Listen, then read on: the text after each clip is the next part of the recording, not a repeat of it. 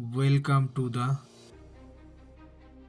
video series of Ajker Itihash that is represented by the Vidya Bhavan Institute for Competitive Exam.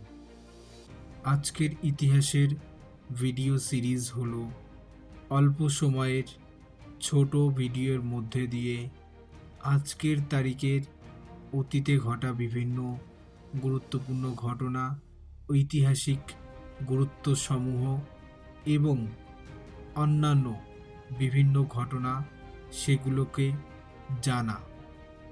চলুন আজ ৩রা জানুয়ারির কি ঐতিহাসিক সমৃদ্ধি রয়েছে জেনে নেওয়া যাক। ৩রা জানুয়ারি 1831-এ মহারাষ্ট্রের সাতারা জেলায় সাবিত্রী ফুলের জন্ম হয়। সাবিত্রী ফুলে ভারতের প্রথম মহিলা শিক্ষিকা ছিলেন। শিক্ষকতার পাশাপাশি তিনি একজন নারী মুক্তি আন্দোলনের নেত্রী, এছাড়াও সমাজ সংস্কার ও মারাঠি কবি ছিলেন। তাকে মেয়েদের শিক্ষা প্রদানের জন্য সমাজের গম্ভীর বিরোধিতার সম্মুখীন হতে হয়, কিন্তু সমাজে মহিলাদের অধিকার স্থাপন করাই তার প্রধান লক্ষ্য ছিল। ৩রা জানুয়ারি 1959-এ আলাস্কা আমেরিকার 49তম রাজ্য হিসেবে অন্তর্ভুক্ত হয়।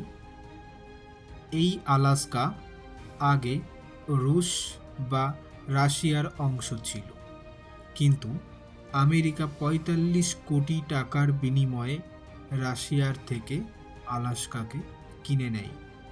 বর্তমানে আলাস্কা আমেরিকা যুক্তরাষ্ট্রের ৫০টি রাজ্যের মধ্যে সবচেয়ে বড় রাজ্য। আলাস্কা নামের অর্থ হল প্রধান ভূমি বা মহান ভূমি।